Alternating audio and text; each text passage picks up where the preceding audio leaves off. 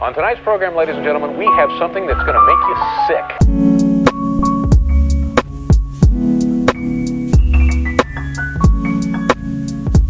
Hello there and welcome back to my YouTube channel. My name is Jack Edwards, and last week I had the privilege of getting to tell you that I've written a book. This is The Universe, which comes out in August. It's available to pre-order now if you're interested. And when I spoke about this book, one of the things that I said was that writing this book has changed my life. And it really got me thinking about the books that I've read in my life and the other books that have sort of changed my life in a more abstract way, I suppose. And as an English literature student, one of the things I get asked a lot is, what should I read? What would you recommend? What are the different things that you think I should have read before doing a degree? And there are no straightforward answers to that question, but what I thought I could do today is share some books that have changed my perspective on the world and books that have shaped the person that I am and the things that I read and the things that I enjoy. So with some difficulty, I've narrowed those books down to 10 books, which I am going to share with you today and just talk a little bit about why they made me who I am today, I think. So without further ado, numero uno, and that could only go to Sir Arthur Conan Doyle's A Study in Scarlet. This is the book that made me realise I wanted to be an author. I feel like as a kid who was really into education and academia, this book made me feel like those things weren't lame, in the sense that Sherlock Holmes as a character represented to me that whole idea of deducing things and using intelligence to be a detective and an investigator and understand something and go from having a complete mystery and slowly breaking it down to make sense of it. I used to really love things like Harry Potter and Pokemon and superheroes like Teen Titans, that kind of thing, and all of those characters have some sort of power, like superhuman power, whereas to me, Sherlock, even though he is a character who is, you know, extraordinary, there was something about him as a character that made him more accessible and like attainable, in the sense that intelligence could be used for good. I mean, I was gutted on my 11th birthday when I didn't get my Hogwarts acceptance letter, and after that point I just had to come to terms with the fact that I wasn't a wizard, whereas Sherlock became like a hero to me. And like I said before, there was something about how those books were written and the way that the storylines were structured that just made me fall in love with literature and fiction and made me want to be that person who could one day write a book as good as that. Also, in my interview to be head boy at my school, I had to talk about who my hero was, and I spoke about Sir Arthur Conan Doyle, which I feel like was a bit of a rogue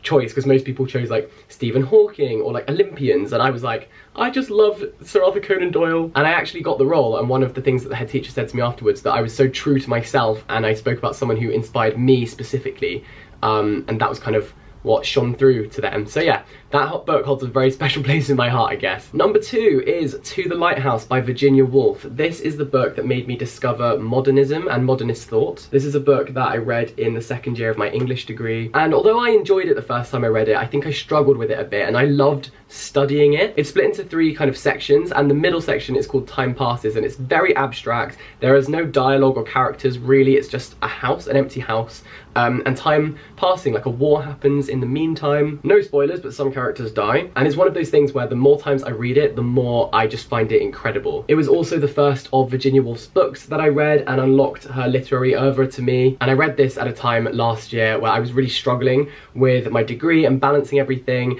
and I didn't know if I could necessarily carry on with it. Reading this book just reminded me why I chose this degree and why I was here in the first place, and I will forever be grateful for that. And off the back of that, discovering modernist writing and reading loads more modernist writing made me realise that I wanted to do a master's in just that, and so that has been my main sort of focus and research over the past year and a half. So number 3 is Brighton Rock by Graham Greene. I grew up around Brighton. Brighton was where I used to go as a kid. Like, my grandparents would take us to the arcades or to the Sea Life Centre.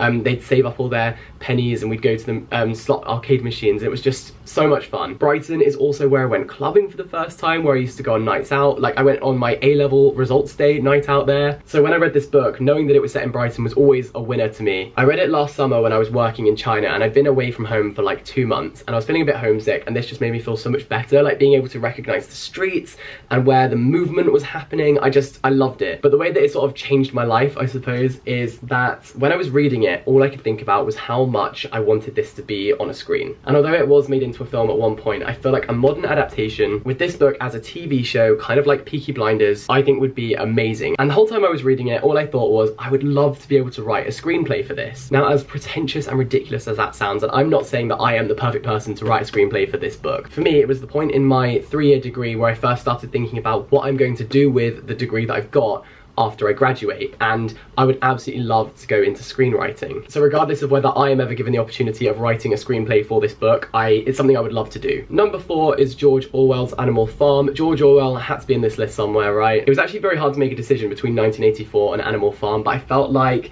Animal Farm I enjoyed more when I read it. This book incorporates history, it incorporates politics, it incorporates literature, and you may, if you know me well, know that those were my 3 A-levels. Those are my 3 interests, and this book just merged all of them perfectly. And through doing this, I discovered a whole library of dystopias and political fiction, which I enjoyed so much. I think it just made me realise that you can use fiction to talk about politics and to address world issues in a creative way. Speaking of which, the next one in my list is The Handmaid's Tale, one of my favourite books of all time. I studied this book for my A-levels, and it's just a memory I attach to that time in my life. Again, this book merges politics and history and literature and makes this perfect fusion of a novel. I don't think I've read any other book as many times as I've read this one. It opened my eyes to a lot of oppression in the world, and every example of abuse in this book is taken from real life examples. Yeah, this book just really shaped the way that I understand the world and feminism and human rights. I love it. The next book on my list is the first non-fiction one, and that is Taking Up Space by Chelsea and Ore. This is a book about being a black girl in higher education in the top universities in the UK. And as a university student, as someone who talks about university and higher education and is trying to make it more accessible,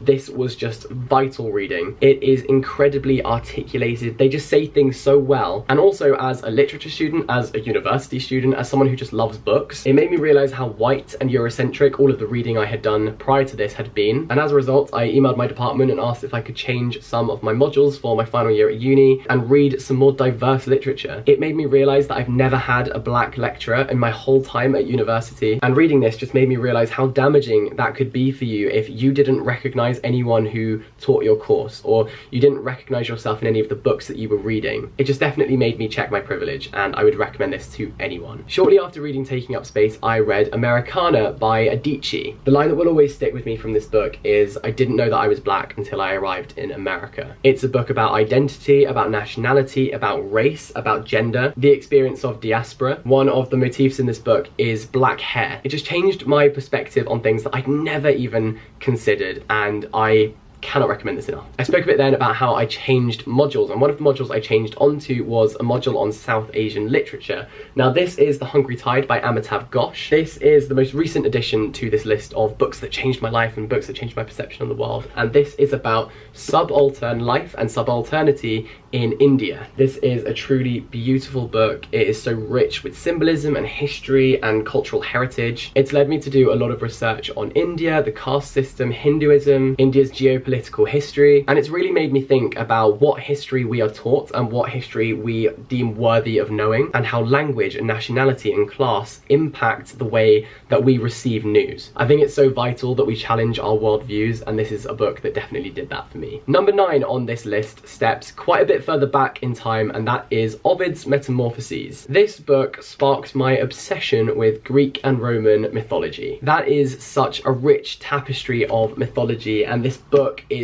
was the first kind of stepping stone into understanding that, I guess. It made me so hungry to learn more about mythology. I would say a less intimidating stepping stone or entrance into Greek and Roman mythology is Stephen Fry's Mythos, which kind of puts it into more colloquial everyday language, I guess. And since reading this, I have just become a massive nerd for mythology. I listen to podcasts about it, I read books about it, watch videos about it, you know, I really love mythology, so that's why that one's on here. And the final book I want to talk about, big number 10, is not on my bookshelf anywhere, and I don't know what I did with it. But number 10 on the list is Evelyn Waugh's Vile Bodies. This is a book about the bright young things generation. It led me to research Marinetti and the theories of speed and dynamism, and this idea that because we've discovered motor cars and technology, we have invented speed, and so therefore we are the ultimate superior generation. And Vile Bodies kind of turns that on its head, and it talks about the destructive nature of speed and the fast-paced lifestyle, and especially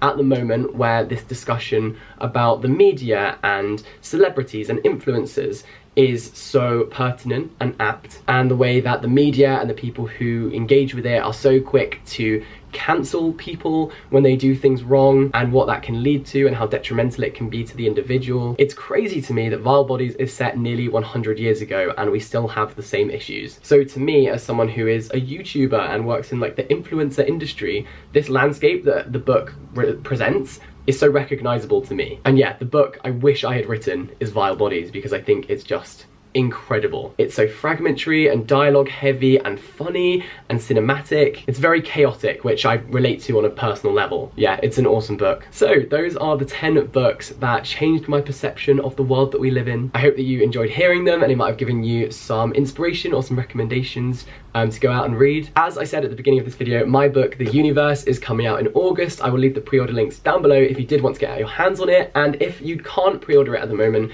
please add it to your wish list on Amazon, because that really helps me out. I'm so proud of this book and I can't wait for some of you to have it. I would love it if in the comment section down below you could tell me which books have changed your life and the way that you see the world. I need your recommendations. For now, thank you so much for watching this video. Give it a like if you liked it. If you like, subscribe for more from me, and I will see you next time. Bye bye. In